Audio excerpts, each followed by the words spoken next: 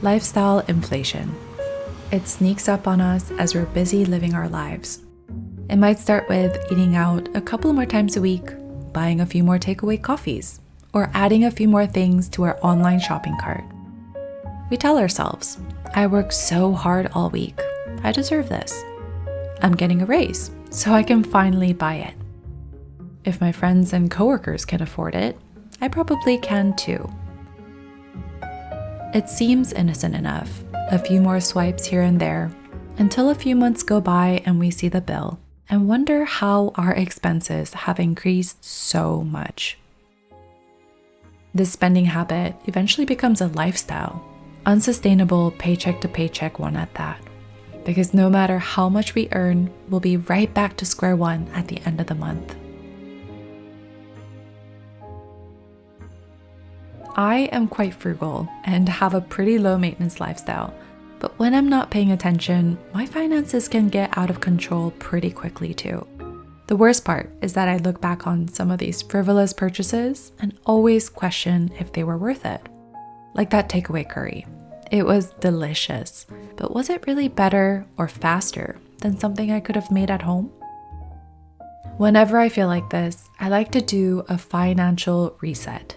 I decided to commit to another low-buy challenge this year, but this time I'm taking all the lessons I've learned from the previous years to make it actually work.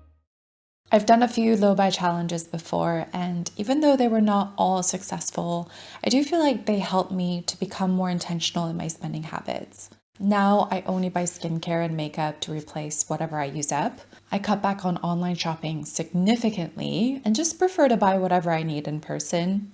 I would say overall my expenses have been more or less the same all throughout the years, except for one area of my life, and that is food. Eating out, groceries, deliveries, takeout, I would say all of it. I think I mentioned this a couple of times on my channel, but my husband and I, we really bond over food.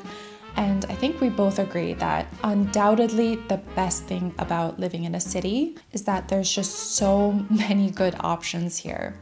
We're definitely still discovering Lisbon, so when we're out and about and just kind of exploring different neighborhoods, I feel like we've used that as an excuse to grab some food at a different restaurant and have it as an experience. Also, since moving here, we kind of developed this little habit of ordering takeout and getting deliveries. And I honestly think it started because one time we saw our neighbors do it, and it's really hard to go back after you realize how easy and quick it is. And it's not like we do it all the time, it's just a new thing for us that we never used to do before.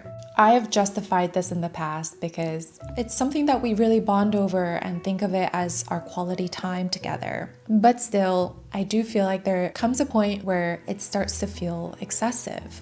And that's when we lose our appreciation for it. It is not just food, but pretty much everything. It can be clothes, skincare, entertainment, or even traveling. Because let's be honest, these are luxuries, and when these luxuries become a normal part of our routine, we just stop looking forward to them. And I think that's what really takes the joy out of life.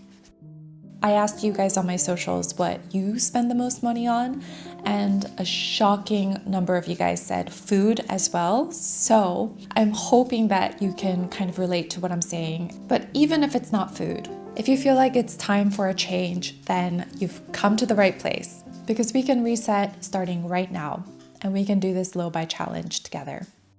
Before we go on, I want to thank today's video sponsor, BetterHelp. Since moving to Portugal, I switched therapists just to find someone in my time zone. And I find it so interesting how the sessions can feel very different with a new therapist. Sometimes you just need a fresh perspective or new ways of working through things. Because you're opening yourself up, I feel like it's very important to find a therapist that works for you. I know BetterHelp makes it pretty easy to do so. Another thing I love about BetterHelp is that it's really easy to get started. Just go to their website, answer some questions, and you will be matched with a licensed therapist, usually within 48 hours. You can also do it from your phone, computer, video call, phone chat, whatever is the most comfortable for you. If you want to try it for yourself, you can visit betterhelp.com/malamalife or choose Minimalist during the sign-up process and enjoy a special discount for your first month. Thank you so much to BetterHelp for sponsoring this video. So right now, you're probably thinking of all the different things that you want to cut out from your budget. But I think it's really important to stop and ask yourselves, why? Do you need to save up for something specific? Or do you have a debt to pay off? Or do you just want to simplify your finances and your lifestyle? With any challenge, I feel like it's so important to have a North Star. Otherwise, it's just way too easy to just give in to our old habits when we hit that first roadblock. So I mentioned that I want to stop eating out and I want to stop getting takeouts and deliveries because first, it's really pricey. But my North Star is the fact that we're hoping to get a house soon in the near future, and I hope to save up as much as possible for it.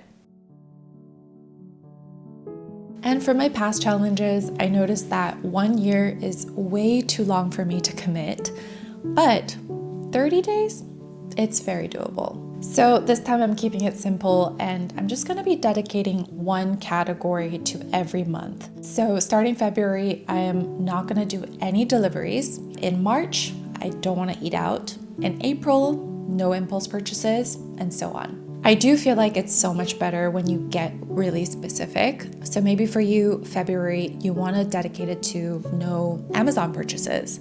And in March, online shopping in general. You first have to look at your bills and see what you really want to cut out from your budget, and then assign a month to it to just focus on reducing that expense. It's so tempting to kind of overcommit ourselves to this big goal. I feel like it's always better to take those baby steps and have those small wins. If you want to continue after the 30 days, then you can continue on for the rest of the year. Another lesson that I learned is that if the rules are way too strict, then I'm gonna break them. So I need to create some room for me to live my life. Obviously, no deliveries for 30 days. I know it's not gonna be a problem for me, but after March, if I want to decide that I want to go out to restaurants, then it's gonna be for social purposes, like if we're going out with friends, and once a week for date nights on Fridays. I think I can allow myself to do that. If you're cutting back on buying clothes, maybe your exception is to only buy secondhand or do the one in, one out rule. If you're cutting back on online shopping, maybe you allow yourself to only buy the essential stuff. You know yourself the best, so you have to find what works for you and your lifestyle and just be a little bit more realistic. I recently reread the book Atomic Habits by James Clear. It's such a good book for habit formation, and I thought that I would take some tips to apply it to this challenge. And the first thing that he mentions is to make it really obvious, meaning you need to set up your environment for success. This means blocking certain websites, unsubscribing from marketing emails, having visual reminders of your North Star everywhere. The goal is to create an environment where this low-buy challenge becomes second nature to you. And for me, it's gonna be deleting my Uber Eats app right after I film this video. And the second tip is to make it attractive. Reframe the challenge as something really positive. The more attractive the new habit seems, the more likely we'll stick to it. I want to make eating at home more appealing, so I'm putting in the effort to make dinners an experience. Candle lights, background music, not having phones nearby, so that I'm tricking my brain to not make it seem like it's a challenge. Tip number 3, he says to make it easy. Obviously, removing the friction to make your good habits stick and adding barriers to the habits that you want to curb is going to make it easy for you. In my case, I'm going to have a collection of simple recipes that take about 10 to 15 minutes for those busy days. Also, planning to go to the grocery store twice a week, no matter what. And I'm going to be packing some snacks when I know that we're going to be out and about.